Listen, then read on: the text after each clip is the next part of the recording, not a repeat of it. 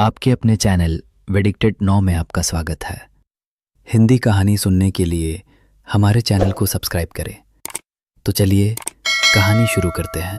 एक झोंपड़े के द्वार पर बाप और बेटा दोनों एक बुझे हुए अलाव के सामने चुपचाप बैठे हुए थे और अंदर बेटे की जवान बीवी बुधिया प्रसव वेदना में पछाड़ खा रही थी। रह रहकर उसके मुंह से ऐसी दिल हिला देने वाली आवाज़ निकलती थी कि दोनों कलेजा थाम लेते थे। जाड़ों की रात थी। प्रकृति सन्नाटे में डूबी हुई। सारा गांव अंधकार में लय हो गया था। घीसू ने कहा, मालूम होता है बचेगी नहीं। सारा दिन दौड़ते हो गया, जा देख तो आ। माधव चिढ़कर बोला, मरना ही है तो जल्दी मर क्यों नहीं जाती? देखकर क्या करूं? तू बड़ा बेदर्द है बे।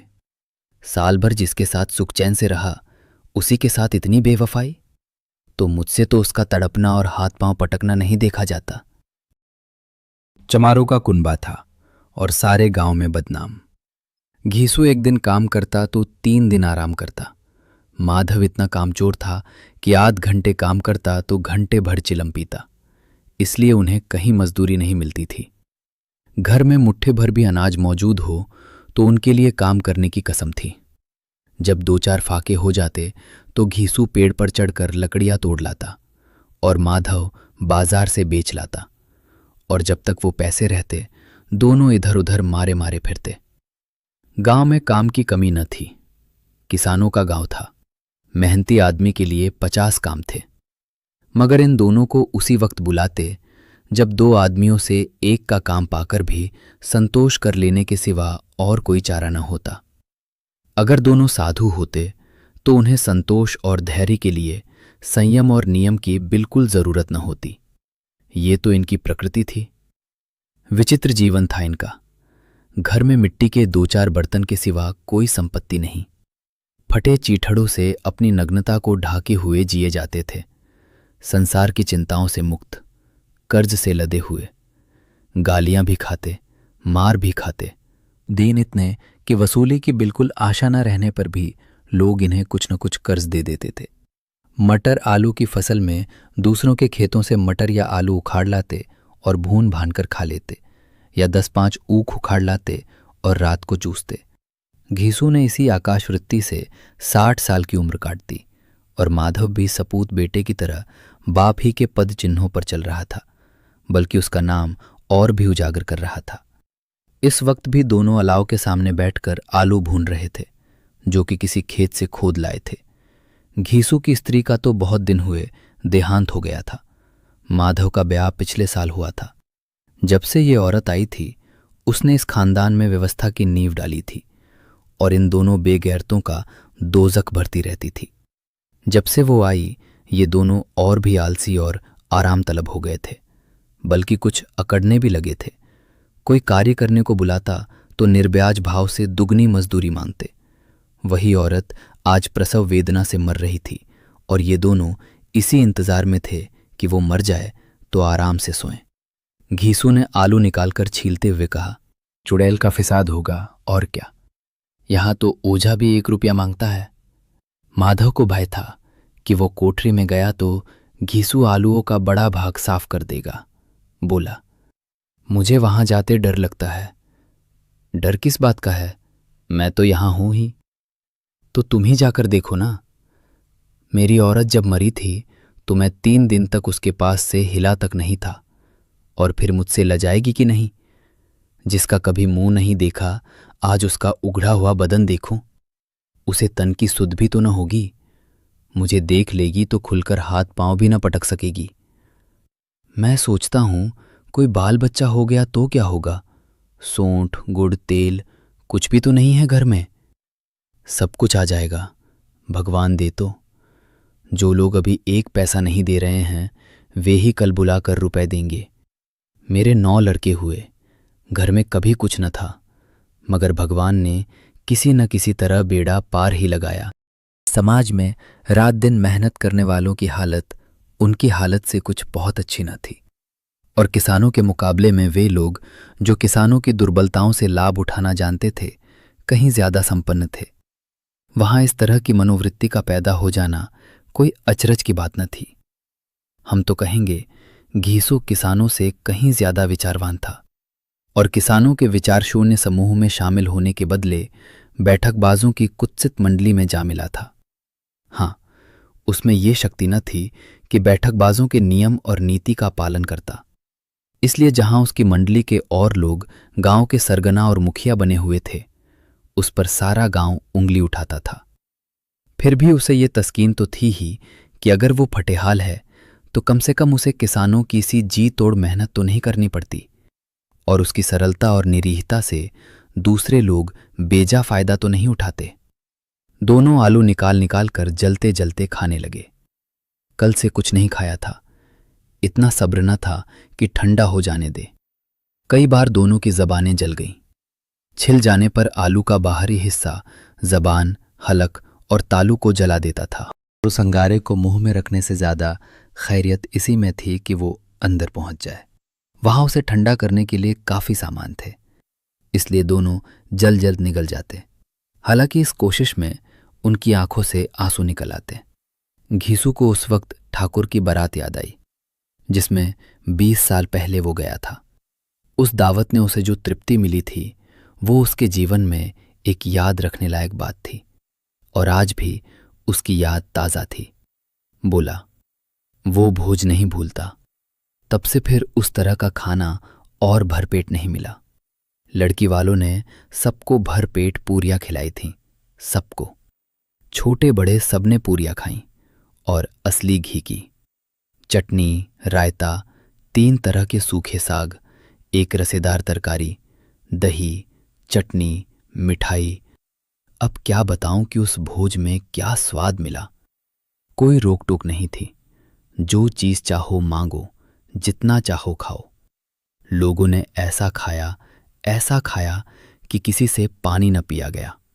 मगर परोसने वाले हैं कि पत्तल में गर्म गर्म गोल गोल सुवासित कचौरियां डाल देते हैं। मना करते हैं कि नहीं चाहिए। पत्तल पर हाथ रोके हुए हैं, मगर वो हैं कि दिए जाते हैं। और जब सबने मुंह धो लिया तो पान इलायची भी मिली, मगर मुझे पान लेने की कहाँ सुध थी। खड़ा हुआ न जाता था। चटपट जाकर अपने कंबल पर लेट गया। ऐसा दिल दरियाव था वो ठाकुर।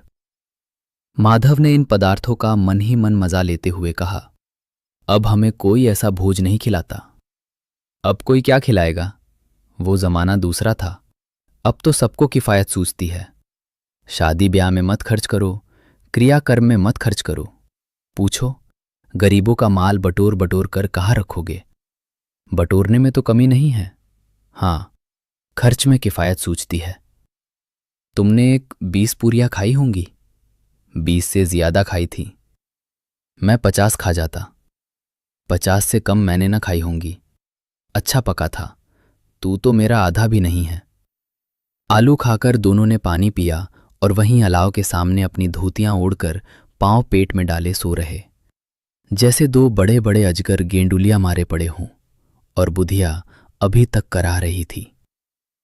2 सवेरे माधव ने कोठरी में जाकर देखा तो उसकी स्त्री ठंडी हो गई थी। उसके मुंह पर मक्खियां भिनक रही थीं। पथराई हुई आंखें ऊपर टंगी हुई थीं। सारी देह धूल से लथपथ हो रही थी। उसके पेट में बच्चा मर गया था। माधव भागा हुआ घीसू के पास आया। फिर दोनों जोर जोर से हाय हाय करने और छाती पीटने लगे।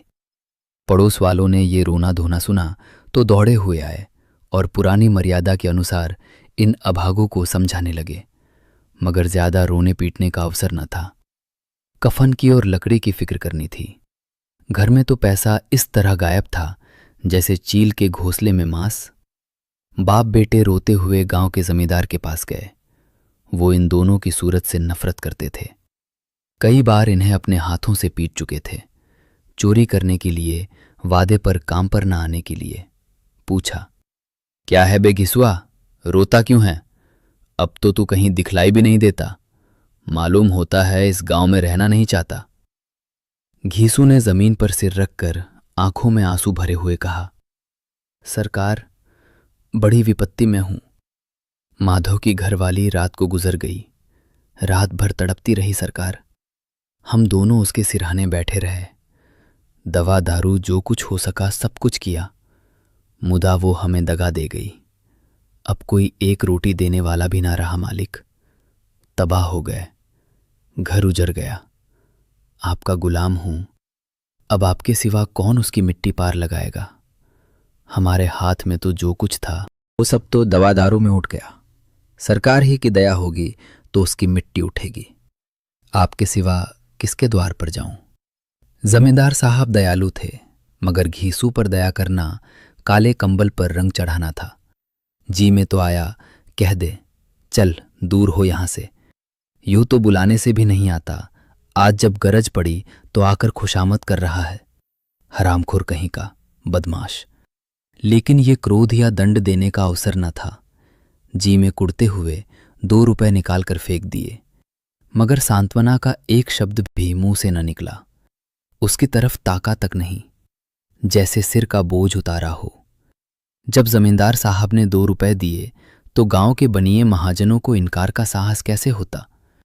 घीसू जमींदार के नाम का ढिंडोरा भी पीटना खूब जानता था। किसी ने 2 आने दिए, किसी ने 4 आने। 1 घंटे में घीसू के पास 5 रुपए की अच्छी रकम जमा हो गई। कहीं से अनाज मिल गया, कहीं से लकड़ी।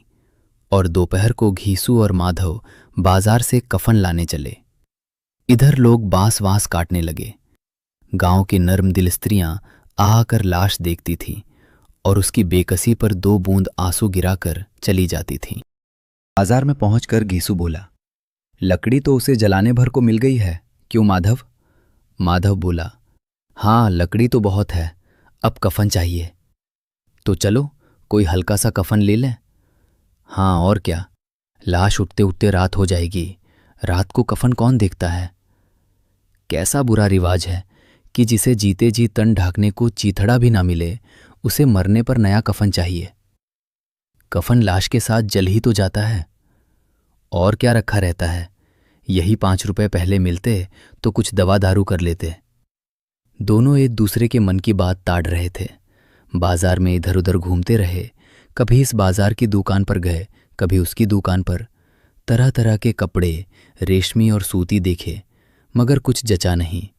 यहां तक कि शाम हो गई। तब दोनों न जाने किस दैवी प्रेरणा से एक मधुशाला के सामने जा पहुंचे और जैसे किसी पूर्व निश्चित व्यवस्था से अंदर चले गए। वहां जरा देर तक दोनों असमंजस में खड़े रहे। फिर घीसू ने गद्दी के सामने जाकर कहा, साहू जी, एक बोतल हमें भी देना। इसके बाद कुछ चिखौना आया, तली हुई मछली आई और दोनों बरामदे में बैठकर शांतिपूर्वक पीने लगे।